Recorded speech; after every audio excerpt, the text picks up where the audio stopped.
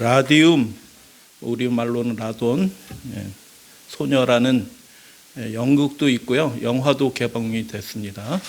미국에서 벌어졌던 어떤 일들인데 소녀들이 어떤 특별한 일들에 종사하다가 손해를 굉장히 많이 봤죠. 전쟁 중이었죠. 1차 세계대전 중에 군인들이 밤중에 이렇게 시간 보고 이렇게 확인하려면 그 시간에 숫자에다 야광이 들어가야 돼요. 그런데 이게 야광이 되는 것들이 라디움 그 방사성 원소를 이렇게 약한 것에 페인트를 섞어서 이렇게 하면 그게 밤중에 야광으로 보여요. 그러니까 이게 전시 물자, 비행기나 개인 물품이나 이런 것들에 굉장히 중요한 물품이었어요. 그래서 그 페인트를 섞어서 이렇게 칠하는 일들을 이 소녀들이 하게 되었죠.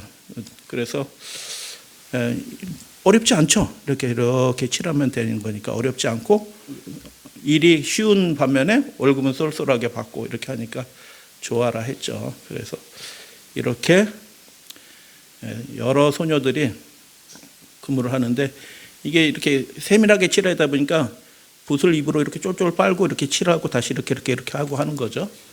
그런데 이제 그게 방사성 동위원소가 저위도이기 때문에 그냥 이렇게 쏴도 상관은 없어요. 우리 자연 상황에서도 있으니까. 그런데 이게 섭취를 하고 이게 몸 안으로 들어가면 이제 문제가 생기는 거죠. 근데 붓을 이렇게 빼죽하게 해서 이렇게 숫자들을 잘 칠해라 이렇게 지시를 받았기 때문에 또 그렇게 하는 거죠.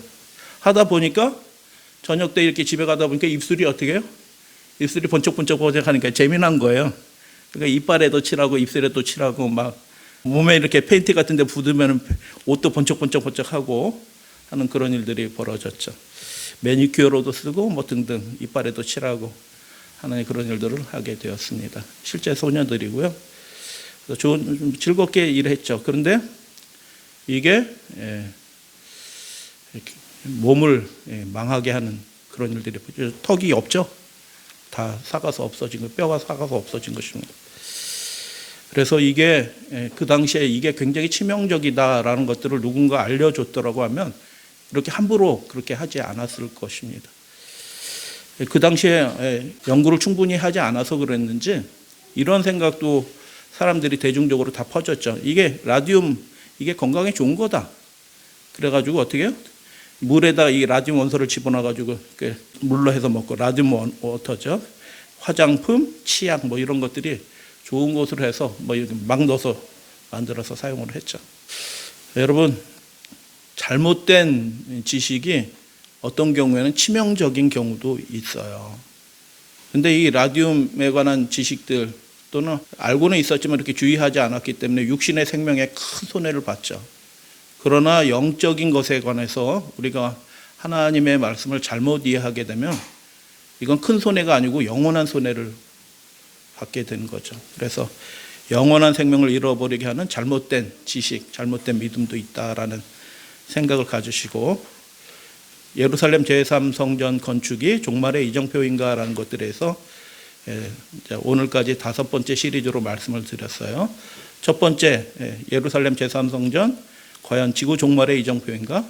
예수님도 그런 거 말씀하지 않으셨고 바울도 그런 얘기하지 않았다. 그리고 특별히 예수님은 더더욱 이 성전이 무너져서 다시 회복되지 않을 것이고 하나님의 나라가 열매 맺는 다른 사람들에게 옮겨질 것이다, 주어질 것이다 라고 예수님이 말씀드렸고 두 번째 시간에는 이게 왜 그렇게 많은 사람들이 휴거가 있습니다. 제3정성전이 건축이 될 것입니다. 유대인 회복이 특별한 의미가 있습니다. 뭐 이렇게 해서 왜 그런 생각을 하게 되었는가? 우리나라는 기독교 국가가 아니었어요. 그런데 선교사들이 들어왔을 때 그 선교사들이 들어올 즈음에 미국에서 생겨난 것이 세대주의적 미래주의입니다. 그래서 그 세대주의 종말론을 우리는 아무런 비판 없이 그냥 가지고 들어온 것입니다. 그래서 베이비덕 신드롬처럼 어린 오리가 알에서 깨어나서 앞에 강아지가 가면 강아지가 엄마인 줄 알고 평생 강아지만 쫓아다니는 것처럼 우리 한국교회, 전 세계 교회도 마찬가지예요. 한국교회가 이 오염된 종말론에 잘못된 믿음에 완전히 넘어가서 그게 진짜 진리인 줄 알고 그렇게 강단에서 가르치고 성도들은 그렇게 믿고 있으니까 예수님의 재림을 올바로 준비할 수 있는 희망이 거의 사라진 것입니다. 그렇게 성경을 잘못 이해해서 예수님의 재림에 관한 종말을 잘못 이야기한다는 것은 무슨 뜻이냐면 성경을 이해하는 기본적인 방식에 있어서 굉장히 문제가 있다라는 뜻이에요. 예수님이 하지 않은 말씀을 목사가 하고 있어요. 그걸 또 성도들이 믿고 있어요. 많은 사람들이. 이게 무슨 뜻이냐? 성경을 이해하는 기본적인 틀이 잘못되었다라는 것이죠. 그러면 거기서 아무리 예수를 제대로 배운다고 해도 특별한 경우 아니면 정말 그 영혼이 하나님께 온전히 자신의 삶을 드리고 성령의 인도함을 따라서 그렇게 결단하면서 살아가는 그 소수가 아니면 다 도매금으로 멸망의 넓은 길로 가게 되는 것이죠.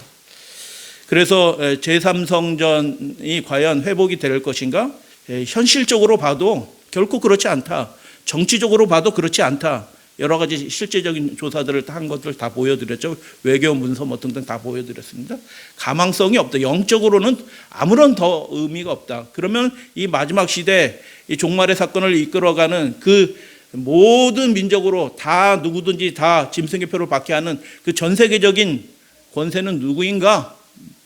다니엘서에 기록된 그 작은 뿔이 로마 카톨릭이라는 것은 일종의 뭐라고요? 상식이다라고 말씀합니다. 성경을 연구하는 건전한 모든 사람들은 그 작은 뿔이 로마 카톨릭이라는 것을 종교개혁자들 포함해서 다 알고 있죠. 그 작은 뿔이 계시록 13장에 나타난 그 세력이라는 거 너무너무 명확하죠. 보여드렸고요. 지난 시간에는 이방인의 충만한 수가 차기까지 로마서 그 11장에 나온 말씀을 이게 그냥 그 구절만 딱 떼가지고 자기 생각으로 이렇게 했는데 제 얘기가 아니라 종말론 대박과 그 책 등등을 보면은 그렇게 해서 자기가 편한 대로 성경 말씀을 여기서 조금 저기서 조금 해가지고 자기 생각을 주입해서 어떤 이론을 만들어내는 것은 참 위험한 일이다. 그리고 그런 방식, 특별히 세대주의, 휴거 있다라고 믿는 그런 방식에 대해서 속지 말아야 된다라고 그 저자는 그렇게 얘기한 거 보여드렸습니다. 오늘은 그래서 시리즈를 마치는 말씀이에요. 무의미한 제3성전 건축과 언약의 파기라는 제목으로 말씀드리는데 왜 유대인들이 언약의 그 반열에서 잘려지게 되었는지 그 핵심 이유, 유대인들이 예수님을 십자가에 못 박았기 때문에 그들이 잘려졌는가? 아니에요. 예수님은 그런 말씀하지 않으셨어요. 너희들이 하나님의 아들을 모욕하고 십자가에 못 박았기 때문에 너희들은 이제 하나님의 은혜의 반열에서 떨어진다라고 예수님은 그렇게 말씀하지 않으셨어요. 할렐루야 아멘. 여러분, 예수님을 모욕하고 죽였다고 그분의 은혜의 반열에서 떨어지지 않는다는 겁니다. 이거 복음입니다. 어떻게 하나님의 아들인 분을 죄인이 침뱉고 머리를 때리고 주먹으로 치고 이렇게 하는데 하나님은 그 죄를 묻지 않으시는 거예요. 그것 때문에 멸망당하지 않을 거다라고 예수님이 말씀하셨어요. 그러면 유대인들이 왜 그 은혜의 반열에서 언약의 특별한 특권을 상실하게 되었는지 그 핵심 이슈를 살펴볼 텐데 이 핵심 문제는 모든 그리스도인들에게 다 마찬가지입니다. 그래서 그것들을 잠깐 살펴보는 시간 갖습니다. 제1성전은 솔로몬 성전, 제2성전은 70년 만에 돌아서 회복하게 된 스룹바벨 성전, 제3성전은 건축되지 않습니다. 제가 감히 예언하는데 하나님이 원하시는 방법대로 또는 에스겔 성전처럼 그렇게 예루살렘에 다시 회복되는 일들은 없습니다. 되지 않습니다. 그런데 그것들을 여기서 조금 저기서 조금 해서 마치 지금 그 일이 곧 진행될 것처럼 이렇게 호도하는 다큐멘터리나 이런 것들은 거짓말하는 거다라고 제가 말씀을 드렸어요. 그래서 무의미한 제3성전 건축 두 가지 내용으로 살펴봅니다. 왜 이스라엘이 하나님의 그 언약의 특권에서 잘려나가게 되었는가 결정적인 이유 살펴보도록 하겠습니다. 예수께서 귀신 들려 귀 멀고 눈 멀은 사람을 고쳐주셨을 때 종교인들은 성령께서 역사하시는 그 일을 어떻게 말하냐 하면 성령께서 역사하시는 그 일을 어떻게 말하냐 하면 바알세불을 힘입어 귀신을 쫓아낸다고 하면서 성령을 모독했습니다. 예수님을 모독하지 않고 하나님을 모독하고 회방한 게 아니에요. 성령을 모독한 것입니다. 예수님이 그렇게 말씀하셨어요. 이때 예수께서 그들에게 하신 호소와 경고의 말씀이 무엇입니까? 사람에 대한 모든 죄와 모독은 신성모독이에요. 블레스핌. 신성모독은 사하심을 어때? 여러분, 우리가 하나님을 모독하고 예수님을 모독해도 그 죄 때문에 멸망받지 않아요. 결정적인 건 그게 아니에요. 그러니까 구원받지 못할 사람이 아무도 없어요. 10계명을 1계명부터 10번째 계명까지 다 어긴 사람도, 그 사람도 하나님의 은혜, 구원의 은혜, 접붙임을 받을 수 있다라고 주님께서 말씀하신 것입니다. 할렐루야, 아멘. 그리고 말로 인자를 거역하면 사하심을 얻을 것이다 라고 말씀하시죠. 그러나 성령을 모독하고, 무엇을 모독하고? 성령을 모독하고 성령을 회방하는 것입니다.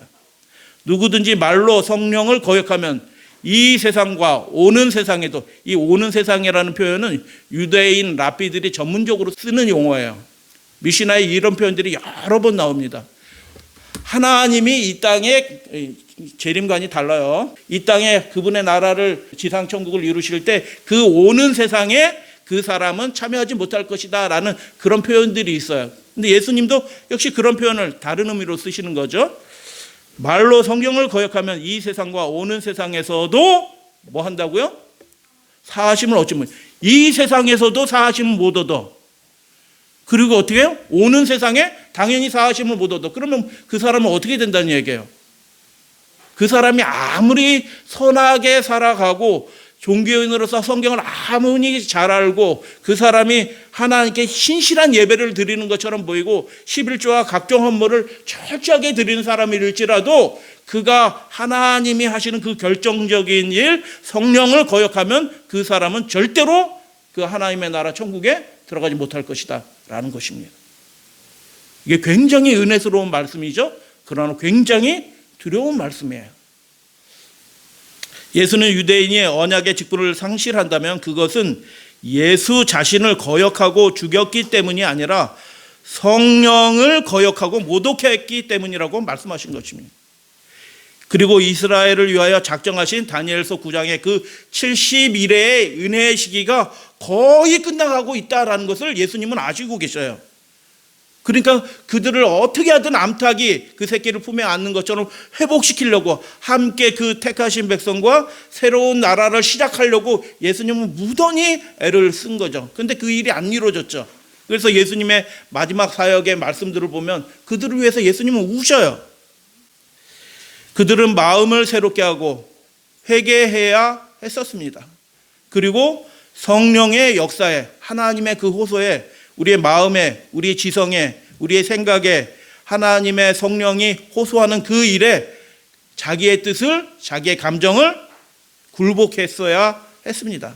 그리고 결정적으로 그들이 예수님을 십자가에 못 박지만 그것으로 은혜에서 떨어져 나가지 않아요. 결정적으로 예루살렘에 강력한 성령의 역사가 있을 것을 주님께서 이미 작정하셨어요. 그때에라도 회개하고 돌아선다고 하면 그들에게 다시 기회가 주어질 것입니다. 근데 그들은 그때에도 그렇게 하지 못했던 것을 보게 됩니다. 그 성령의 역사를 거부하는 게 됐죠. 그 장면을 우리는 사도행전 2장에서 보게 됩니다. 강력한 하나님의 영의 역사들이 일어나는데, 성령께서 역사하시는데 그들은 성령의 역사를, 그전에는 바알세불에 힘입어서 귀신을 쫓아낸다고 얘기하던 그 사람들이 어떻게 해요? 성령의 역사를 통해서 예수 그리스도 부활과 그분의 사심을, 하나님의 아들이심을, 그리스도이심을 증거하는 그 성령의 역사를 어떻게 해요? 새술 취해 어떻게 낮술 먹고 나왔냐, 이렇게 얘기한 것이죠. 그래서 그들은 계속하여 성령을 거절하고 모욕하는 일들을 하였던 것입니다. 더 나아가 그것마저도 하나님이 용서하셨을런지 혹시 몰라요. 그러나 더 나아가, 게다가 성령이 역사하는 통로가 되었던 성령 충만한 사도들과 집사들을 어떻게 합니까? 그들이요? 하나님의 택하신 사람들을 잡아 죽이고 교회를 핍박하는 거죠. 그래서 결과적으로 결국 그들에게 정해진 은혜의 시기가 끝나고, 그 은혜의 시기가 끝났음에도 불구하고 거의 30년 동안 오래 참으시면서 기다려주신 하나님의 은혜를, 역사를 통해서 보게 됩니다. 결국 그들은 언약에서 잘려지게 되었죠. 왜 그렇습니까? 성령의 역사를 모독했기 때문에 그렇다라고 그렇게 말씀하고 성령의 통로가 되는 하나님의 사람들을 핍박하였다라는 것입니다. 그들이 하나님의 아들을 십자가에 못 박은 것이 큰 죄입니다. 그러나 결정적인 것은 회개하도록 요청하는 성령을 거절하였기 때문에 그들이 언약에서 잘려지게 된 것이죠. 마태복음 12장 31절 다 같이 봉독합니다. 그러므로 시작. 그러므로 이르노니 사람의 모든 죄와 회방은 사하심을 얻되 성령을 회방하는 것은 사하심을 얻지 못하겠고 라고 예수님이 말씀하셨습니다. 하나님의 성령을 거역하는 사람들은 그들의 개혁을 위해 결단을 내릴 준비가 갖추어질 그 어떤 미래에 그 어느 날에 회개할 것이라고 생각한다. 그러나 그때 회개는 그들의 권한 밖에 놓이게 될 것이다. 회개하고 싶어도 회개할 수 없는 사람이 될 것이다. 주어진 빛과 특권들의 준한 어두움이 그들이 빛에 있는 동안 빛 안에서 걷기를 거절한 자들에게 있을 것이다. 이 말이 부정이라서 좀 어려운데요. 어두움이 어떤 사람에게 있을 것이다. 그 빛을 받았음에도 불구하고 그 빛에 따라 순종하면서 살아가기를 거절한 사람이 순종하기를 거절하는 만큼 그에게 어둠이 점점 쌓여가고 있다라는 그런 뜻이에요. 어둠이 짙어지는 게 보이는 게 없어요. 하나님의 영광도 모르고 때도 모르는 그렇게 어둠 속에 거하게 될 것이다. 어느 누구도 성령을 거역하는 죄를 신비스럽고 성령님이 뭐야? 성령님 뭔가 이렇게 막연한 것으로 여길 필요가 없다. 성령을 거역하는 죄는 회개의 초청에 응답하기를 지속적으로 거절하는 죄다. 하나님이 우리의 삶이 개선되기를 원하셔요. 개혁되기를 원하셔요. 더 나아지기를 원하셔요. 신실하게 되기를 원하셔요.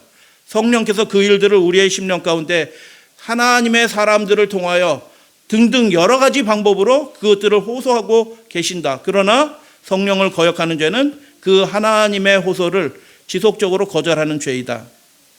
만약 그대가 예수 그리스도를 개인의 구주로 믿기를 거절한다면 그대는 빛보다 어두움을 사랑하는 것이고, 요한복음에 나오죠. 첫 배교자들을 둘러싼 그런 분위기를 사랑하는 것이다. 예수님을 십자가에 못 박고 성령을 모독했다. 어떻게 그렇게 성령이 역사하는데도 성령을 모독하면서 성령을 받아들이지 않을 수 있지? 라고 혹시 생각할런지 몰라요.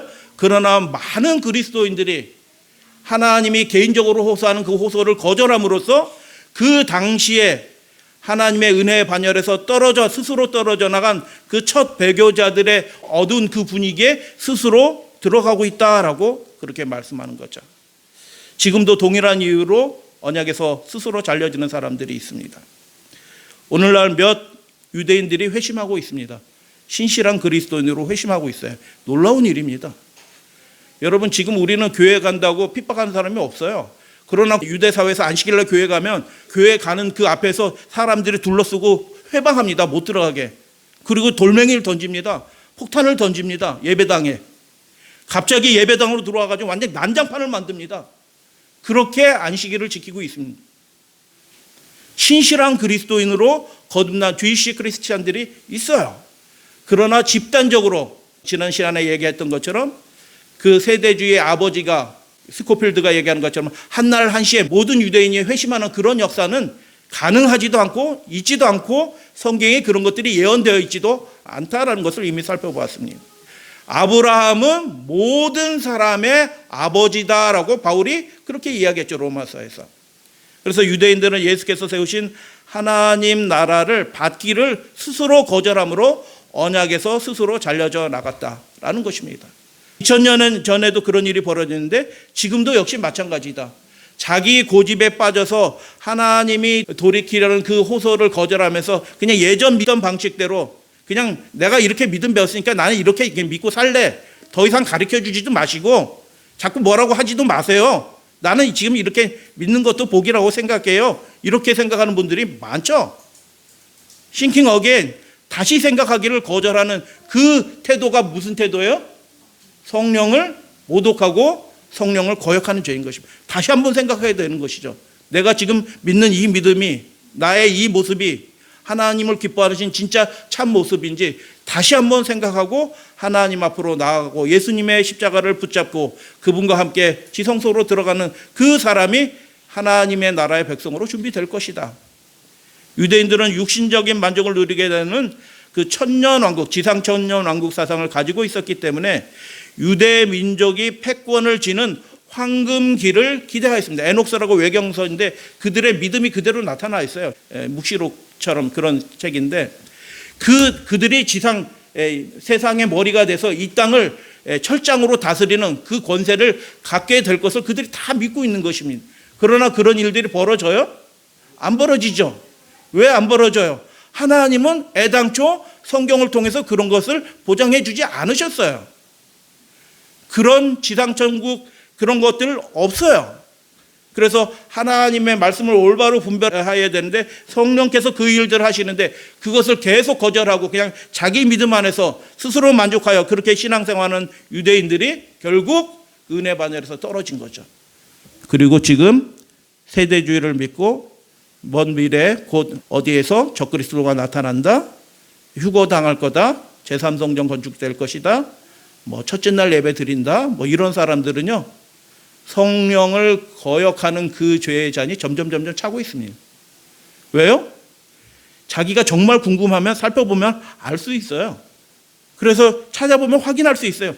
아무리 어리석은 사람이라도 구분이 돼요. 이게 어느 것이 옳은 말씀인지 구분이 된다라는 말이죠. 그래서 자기 신념, 자기 믿음을 포기하지 않고 그 안에 안주하기를 계속하는 사람들은 결국 성령을 거절하는 사람이 될 것이다 라고 그렇게 말씀하는 거죠. 요약하도록 하겠습니다. 첫 번째, 제3성전이 건축되고 제사가 회복된다고 해도 그럴 가망성이 제로입니다. 사실은. 그런다고 쳐도 그것이 육신적 이스라엘이 하나님과 올바른 관계를 회복하는 것도 아닙니다. 왜요? 거기 우상단지를 다 치워야 되죠. 그 일이 가능할 것 같아요? 그들의 헌법이 없어지고 동성애를 시인한 그런 헌법들이 다 없어지고 하나님의 신율에 의해서 그들의 법을 새로 만들어야 되죠.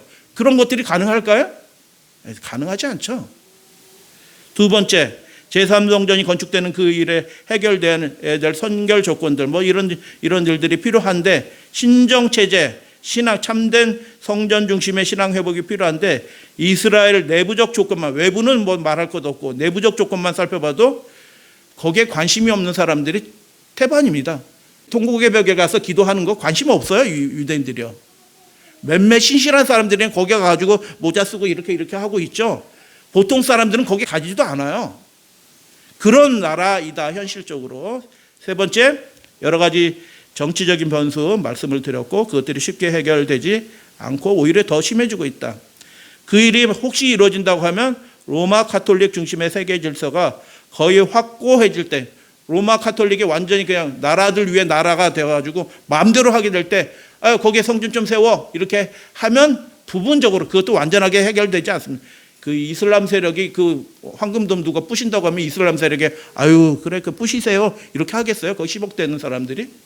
리비아부터 저 이란까지 교황님이 하시고자 하니까 저희들이 협조하겠습니다. 부시세요. 그렇게 할 수 없다는 거죠. 중요한 예언적 성취도 아니다라고 말씀을 드렸어요. 세대주의에 오염되어 성경을 올바르게 분별하지 못하게 하는 영이 마지막 때에 많은 사람을 소경되게 하고 있습니다. 육신적인 이스라엘과 물리적 성전 공간은 하나님께도 그리고 예언에서도 아무런 분한을 가지고 있지 않습니다. 갈라디아서 3장 9절 다 같이 봉독합니다. 믿음으로 시작. 믿음으로 말미암는 자는 믿음이 있는 아브라함께 누구든지 다 복을 받습니다. 갈라디아는 이방 지역이에요. 이방 지역. 아브라함의 자손은 아브라함의 믿음의 행위를 가진 사람들은 다 아브라함의 자손으로 택하신 자손으로 간주될 것이다 라고 그렇게 말씀하죠. 이 라돈 소녀들이 참 불행한 삶을 삽니다. 1922년 1월 몰리의 마기아라는 이 소녀는 이빨이 흔들흔들합니다. 거기서 일하다 보니까 자꾸 이렇게 하다 보니까 이빨이 하나 흔들흔들해요. 치과에 가서 이게 이빨이 흔들흔들해요. 근데 뽑았죠. 발치 이게 회복이 안 돼서 발치. 근데 몇 주 후에 다른 이빨이 또 흔들거려요. 그리고 턱에 상처가 나는데 아물지가 않아요. 고름이 막 나오기 시작해요. 이빨을 더 많이 뽑기 시작해요. 한 4달이 지나서 치과 의사는 이 뼈에 다 이게 고름이 다 들어찼으니 이 턱뼈를 잘라내는 수술을 해야 된다라고 얘기를 해요. 살기 위해서 그거를 하는 것입니다. 그러나 그게 또 퍼지고 이렇게 해가지고 이게 뼈가 다 사와가지고 이렇게 손가락 누르니까 스펀지 누르는 것처럼 턱뼈가 쑥 들어가는 것입니다. 그해 사망하게 됐죠. 이빨 뽑은 해, 그해 9월에. 이렇게 됐습니다. 그리고 사인은 호흡이 안 되면 이렇게 점점 이렇게 해가지고 호흡이 안 돼서 죽게 된 것입니다. 그 종양이 그녀의 경정맥으로 자라났고 그녀의 목에 피가 흐르고 질식하여 죽게 되었습니다. 얼마 지나지 않아 모든 형태들의 이상한 증상이 다른 소녀들에게도 나타나기 시작했습니다. 어떤 사람은 인후암과 피부암을 앓는 반면에 다른 사람은 백내장과 탈모, 치아 느슨함 등등 여러 가지 고통을 겪으면서 많은 소녀들이 죽어갔습니다. 누군가 얘기해 줬어야 되는 것입니다. 그렇게 하면 안 된다라고 얘기했어야 됩니다. 그게 위험한 거니 조금이라도 조심했어야 된다고 얘기했어야 됩니다. 그러나 그 일들을 하지 않았던 거죠. 이 비극적인 죽음은 누구의 책임입니까? 더 심한 일들이 그러나 영적으로 벌어진다라는 것입니다. 그들을 위해서 변호하던 그 한 변호사는 이렇게 얘기했습니다. 그들은 죽어가고 있습니다. 의사들은 그들에게 거짓말을 했습니다. 마을 사람들이 시위하는 것 때문에 반대를 합니다. 조용히 해라. 많은 사람들이 죽고 나서야 비로소 조사가 이루어졌고 그들에게 아무 유익도 없는 재판이 진행이 된 것입니다. 베드로전서 2장에 하나님의 나라는 어떤 나라인지, 그분의 제사장은 어떤 사람이 그분의 제사장인지, 혈통적인 제사장이 아니라는 거 베드로가 분명하게 이야기합니다. 사람에게는 버림받아 되었으나 하나님께는 택하심을 입은 보배로운 산돌이신 예수께 나아가 너희도 산돌같이 신령한 집으로 세워지고 예수 그리스도로 말미암아 하나님이 기쁘시게 받으실 신령한 제사를 드릴 거룩한 제사장이 될지라. 그렇게 되시게 되길 바랍니다. 이 돌이라는 말이 무슨 뜻이라고요? 예, 감사합니다. 제가 힘이 납니다.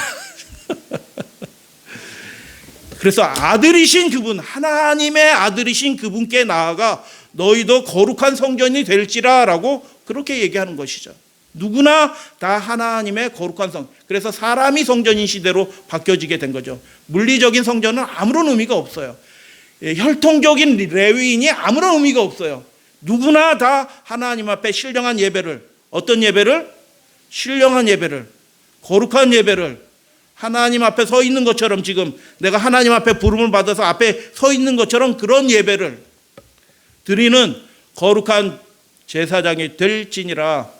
성경에 기록되었을 때 하나님이 계속 성령을 통하여 말씀해 주신 것입니다. 보라, 내가 택한 보배로운 모퉁이 돌을 시온에 두노니 그를 믿는 자는 부끄러움을 당하지 아니하리라 하였으니. 근데 뒷말씀은 이렇게 되어 있습니다. 그러므로 믿는 너희에게는 보배이나 믿지 아니하는 자에게는 건축자들이 버린 그 돌이 모퉁이의 머릿돌이 되고 또한 부딪히는 돌과 걸려 넘어지는 바위가 되었다 하였느니라 라고 말씀했는데, 이 부딪히는 돌이 무슨 뜻이에요? 때리는 돌이 된 것이다. 그래서 예수님이 모퉁이 돌 비유 얘기하면서 그 돌이 그 위에 떨어진 사람은 가루가 되어서 흩어질 것이다 라고 말씀하신 거예요. 그 인생을, 그 나라를 치는 돌이 될 것이다 라고 성경에 그렇게 구약 성경에 예언이 됐고, 예수님도 이 말씀을 하셨고, 그것에 말씀을 들었던 베드로는 다시 한번 그 이야기를 흩어졌던 많은 교회들에게 이야기를 하는 것이죠. 부딪히는 돌과 걸려 넘어지는 바위가 되었다 하였느니라. 그들이 어떻게 하지 아니함으로? 말씀을 순종하지 아니함으로. 하나님이 계속 개인적으로 호소하는 것입니다. 그렇게 하면 안 되고 이렇게 하기를 바란다. 이렇게 해야지 하나님을 기쁘시게 하는 예배이지 하고 하나님이 끊임없이 호소하는 그 말씀을 순종하지 아니함으로 결국 어떻게 됐다고요? 하나님이 그를 붙잡아 줄 수가 없게 된 것이에요. 자기 힘으로 자기가 쓸 수 없어요. 그래서 결국 넘어지게 되었다. 누가 넘어진 거예요? 이스라엘이 넘어지게 된 것이죠. 왜 넘어지게 되었어요? 성전도 있고 하나님을 그렇게 잘 섬기는 그 사람들이 왜 넘어지게 되었다?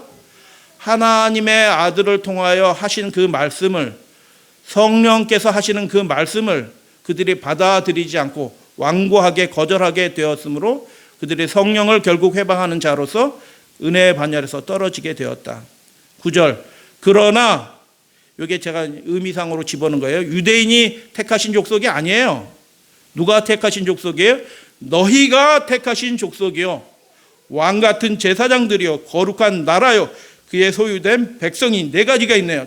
택하신 족속은 유대인 줄 알았더니 예수 그리스도께서 성령을 통하여 누구나 그분의 백성으로 아브라함의 언약 가운데 들어오게 하시는 이 시대에는 예수 그리스도를 믿는 너희가 택하신 아브라함의 자손으로 택하신 족속으로 간주될 것이다 라고 말씀하시고, 너희들이 하나님 앞에 참 영적인 예배를 드리는 제사장들이다 라고 얘기하고, 너희들이 하나님 나라, 하나님의 그 영적인 나라가 되는 너희들이 하나님의 나라고, 그리고 너희가 하나님의 소유된 그분의 나라의 백성이다 라고 말씀한 것입니다.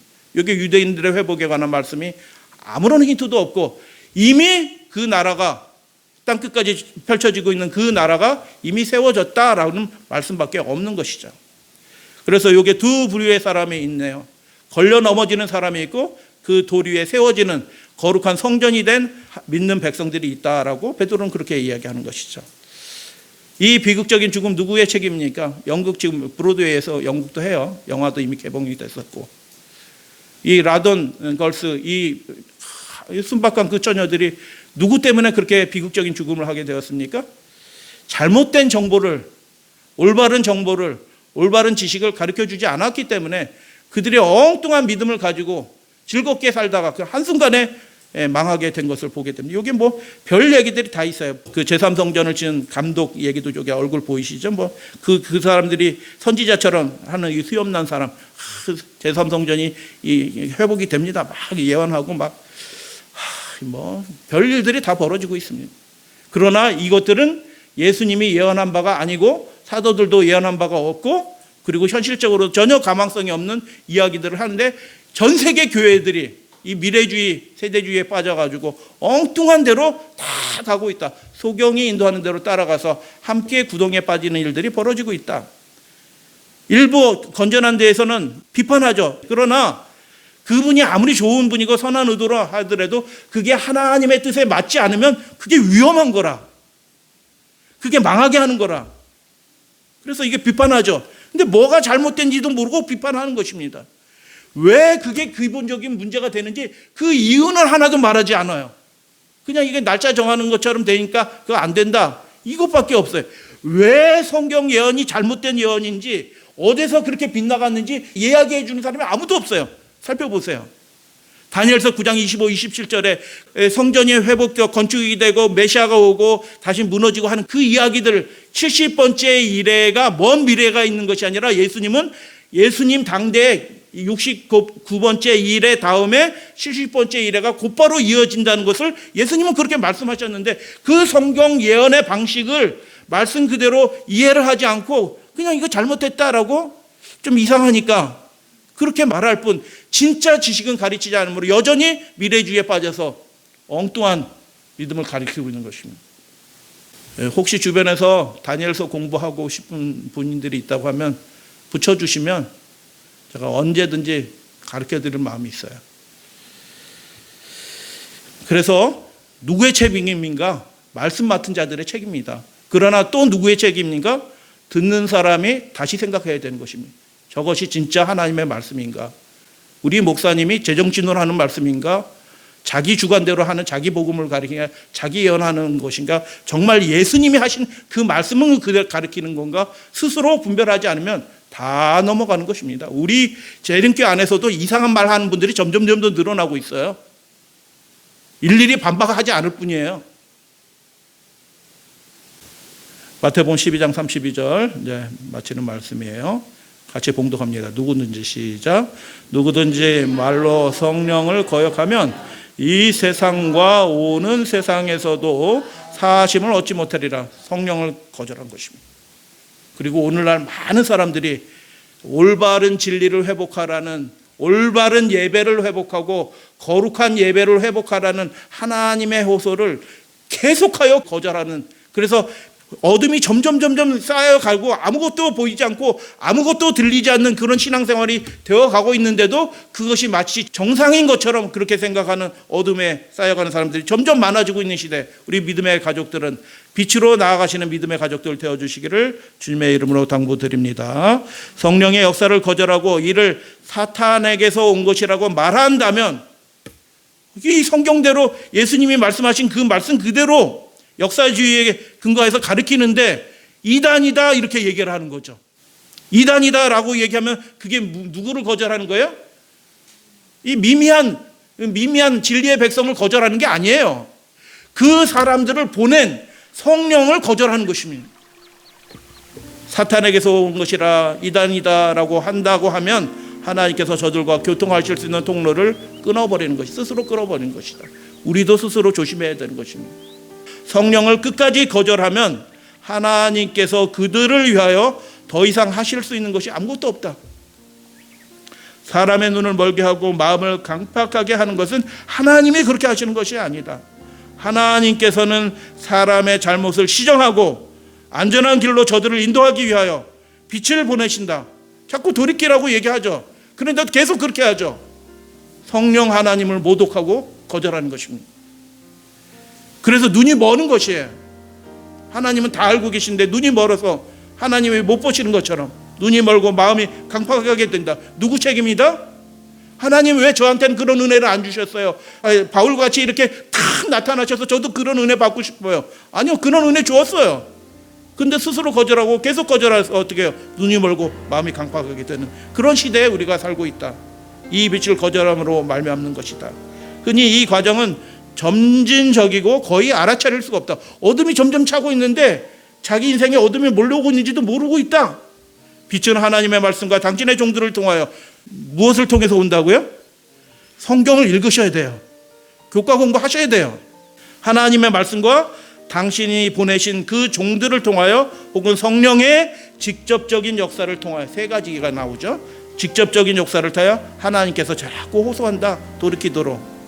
그러나 한 줄기 빛이라도 무시하게 될 때 에이 그거는 믿음 좋으신 분이나 그렇게 하라고 그래 라고 하면서 안일하게 그 빛을 거부하고 무시하게 될 때 영적 감각력이 부분적으로 점점 마비가 될 것이다.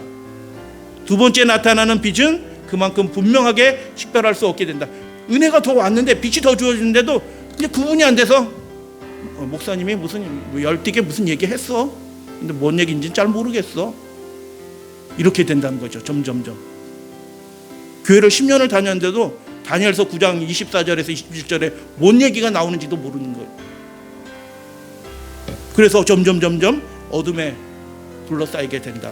그래서 암흑은 증가되고 마침내 결과적으로 영혼이 밤과 같이 어두워진다. 유대 지도자들이 이러한 상태에 빠져 있어서 성령을 모독하는 그 죄 가운데서 그들이 잘려지게 된 것입니다. 스스로. 그들은 하나님의 능력이 그리스도와 함께 하신다는 것을 확신하였으나 진리를 대적하기 위하여 성령의 역사를 사탄에게 돌렸다. 이렇게 함으로 그들은 고의로 기만을 선택함으로 어둠에 속하게 되었다.